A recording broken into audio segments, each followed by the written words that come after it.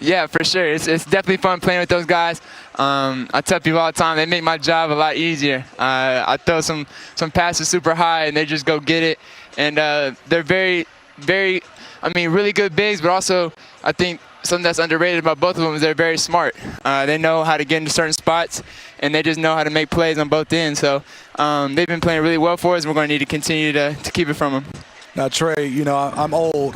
From that old school era. I'm a little jealous. I shot some deep threes. It would be like a foot past the three-point line. You were shooting logo threes. Can you just take me through the confidence that you'll be able to shoot that in the strength and accuracy, and how do you practice shooting that deep?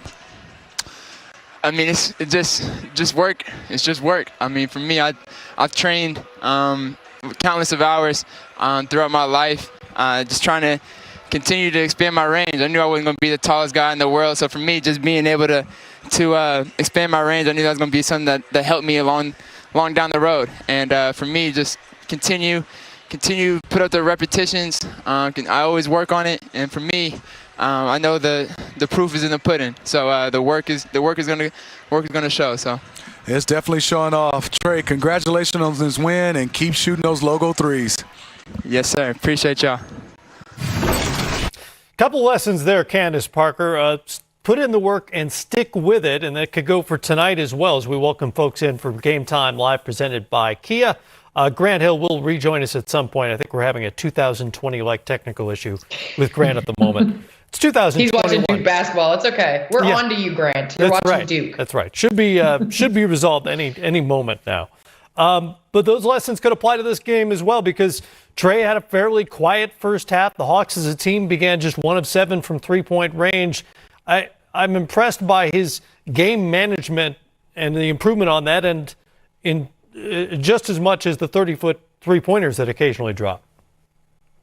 I'm very impressed with his jump from last year to this year. I know that the talent has changed around him this year, and the expectations have changed as well. When you're entering into your third season, it's no longer okay to just put up gaudy numbers and take an L. Now the expectation is to win, and with that comes learning to manage games. With that comes being more confident in your decision-making with the ball. And you're seeing Trae, obviously, when he walks into the gym, he's in range, and teams know that. And defenses are going to scheme against that. In the first half, the game of basketball is about adjustments.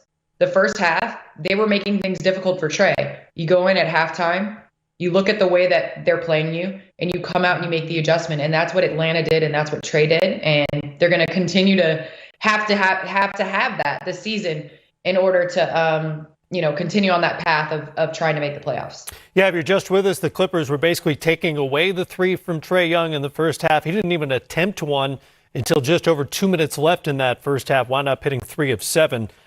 You also have to have teammates who can make shots when you're double teamed, and that happened late in the game. They double teamed Trae, took it out of his hands. It swung a couple of times to Kevin Huerter, who hit a 3 and made it an 8-point game. Yes, it is about making that extra pass. And as you get older and more mature in the game, a lot of the offense, and it still rests on Trae's shoulders, but it also, when you sometimes get your teammates going, then the defense has to collapse and relax and respect them as well, and it makes it easier for you. And to see Huerter, we know he's an amazing shooter. To knock down that 3, I think it was able to kind of open things up for Atlanta. And especially you're hitting the 3 ball, you're able to get to the paint better, kind of like what affects what, defense or offense? It's the same thing. When you drive the ball, you're going to get better 3-point looks. When you knock it down from outside, you're going to get better shots at the basket. 7th 30-point game of the season for Trae Young. They're 5-2 in those games.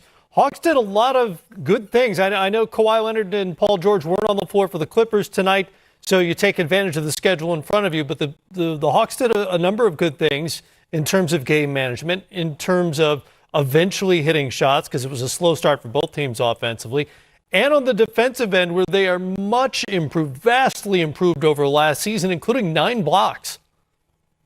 Well, a lot of people don't take the stat of 19 rebounds for Clint Capella as defense.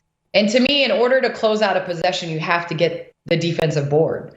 And so his defensive rebounding and honestly his activity, whether it's blocking shots, whether it's altering shots, whether it's coming up with the rebound, Clint Capella is really impacting the Hawks on that end of the floor. And thus, it's impacting it on the offensive end because they're able to get out in transition and they're rewarding the big men.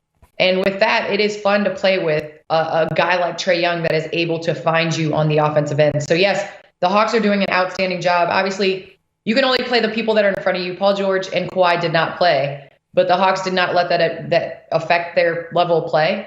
And in fact, they rose their level of play to play against streaking, I would say, Clippers team. Clint Capella, by the way, the first Hawk with 5 straight games of 15 rebounds or more since Dikembe Mutombo. It's been a while since a Hawk had pulled down boards at that kind of rate. No. Yes. Clint Capella. Let's check in on Utah. The Clippers streak is broken at 7. The Utah Jazz have the league's longest win streak at 8. But it's in at least a little bit of danger here early on. The Knicks off to a double-digit lead, and